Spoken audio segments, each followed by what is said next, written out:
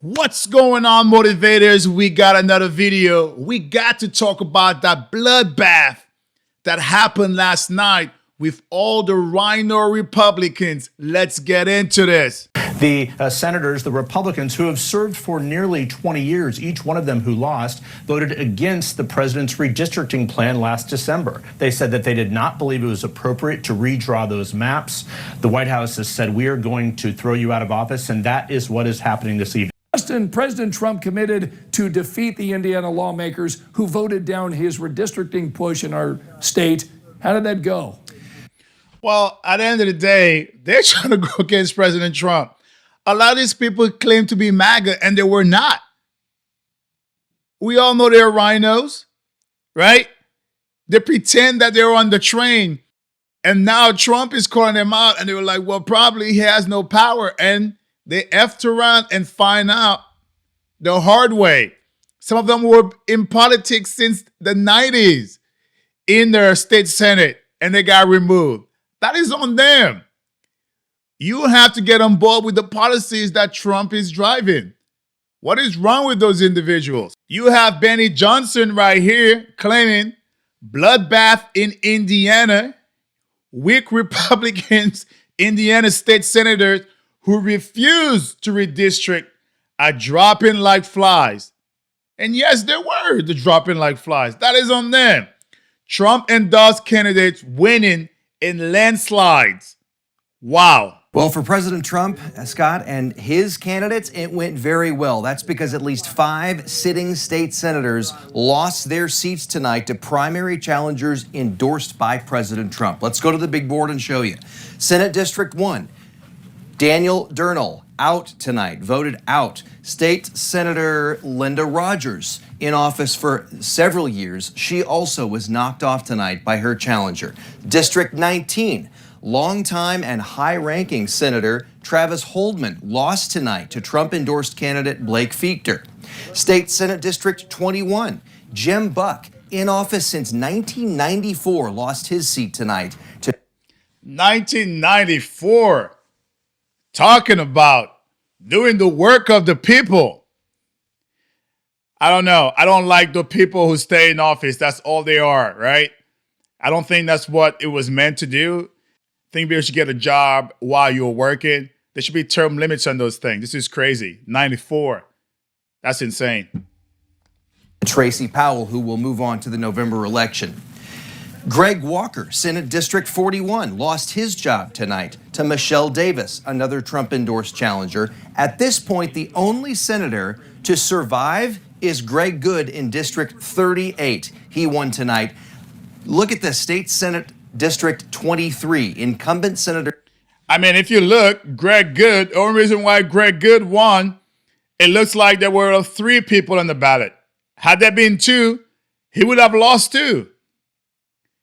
I mean, those people, one of them should have quit and let the other one, try to take Greg out. But you can't have 3 people on the ballot. That the vote's going to eventually split, and it's going to be advantage that person you're going against. Spencer Deary up right now by just 3 votes. So that race is still clearly too close to call. So we'll continue to follow that. But basically, Scott, this means that these candidates who voted against President Trump, well, in large part, they're out. So his plan to oust them worked. And you can bet lawmakers and other politicos in other states are watching and seeing that President Trump still holds a lot of power and carries. Yeah, that means for the people who are in the Senate too, Senate and the House. A lot of people in the House got removed because a lot of them are just straight up rhino.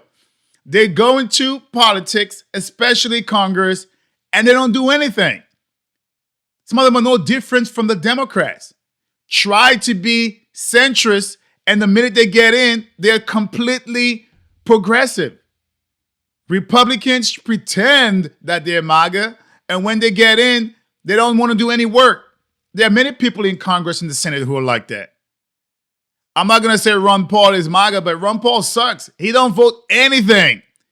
He doesn't vote anything to where Republicans. I don't even get why Rand Paul is in there. John Trump wrote to the tremendous patriots in Indiana 19th District, Senate District, Please get out and vote for an amazing candidate, Blake Fletcher, a highly respected Bluffington City councilman.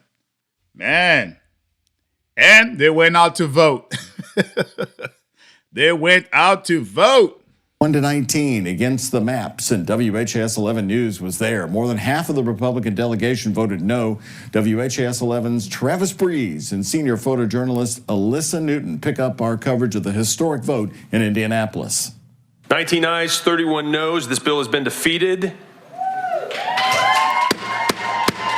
A no vote after 3 hours of debate on Thursday. Republicans in favor of the maps saying they can impact what happens in D.C. The morning after the election in November and find out we lost the House of Representatives by 1 vote. If I knew that I did that, I would feel horrible. And I would feel horrible too. If I was those people, I'd feel horrible because I am the one who caused it. Find him and help defeat his redistricting effort there last year. Let's get right to CNN's Jeff Zeleny for the latest on what you are hearing and where things stand right now. Well, John, President Trump has been seeking revenge, and tonight he is getting it.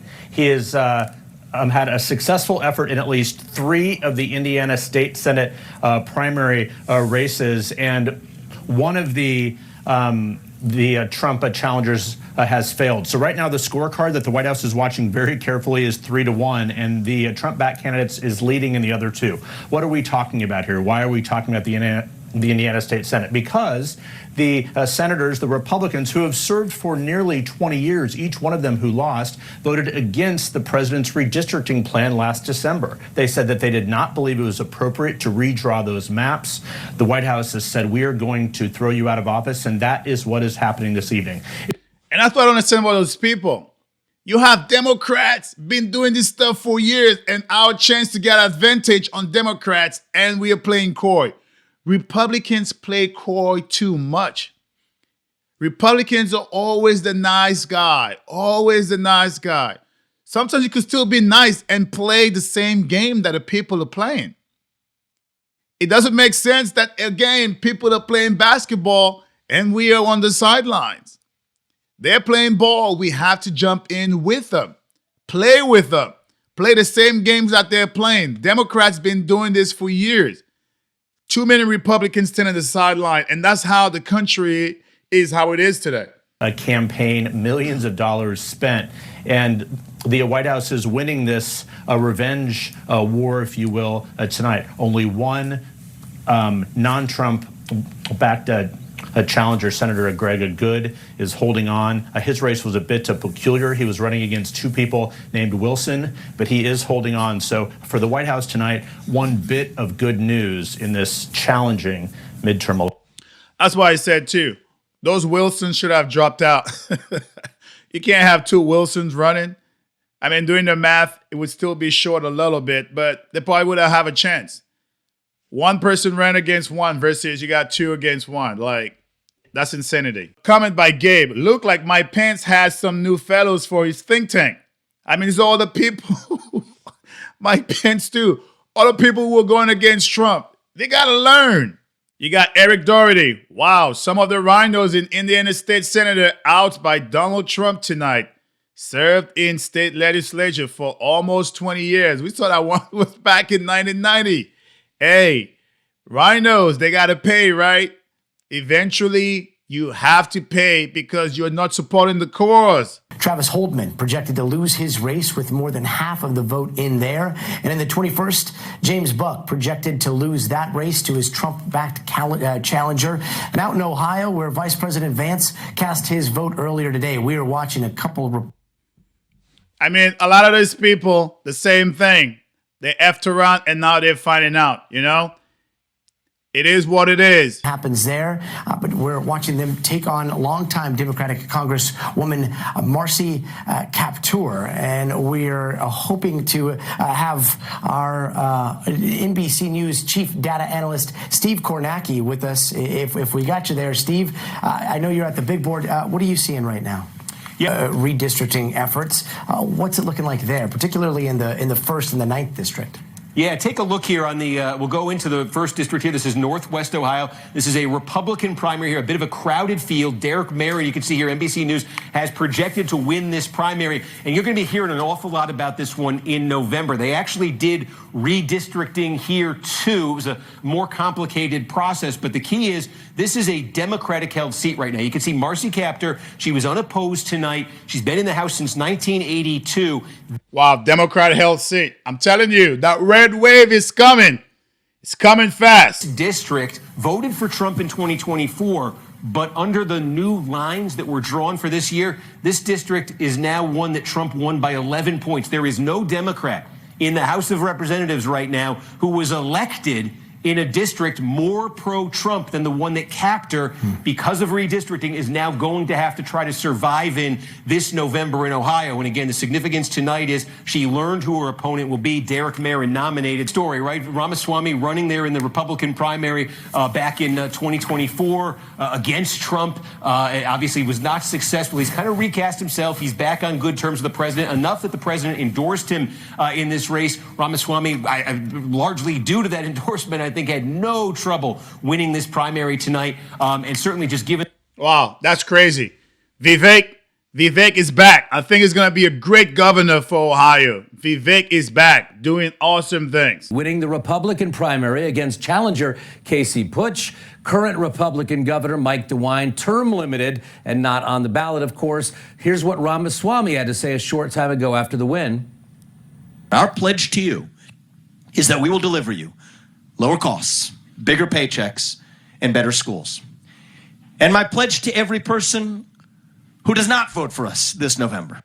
I mean, every time you hear Vivek talk, seriously, the guy is very articulate when he talks, when he speaks.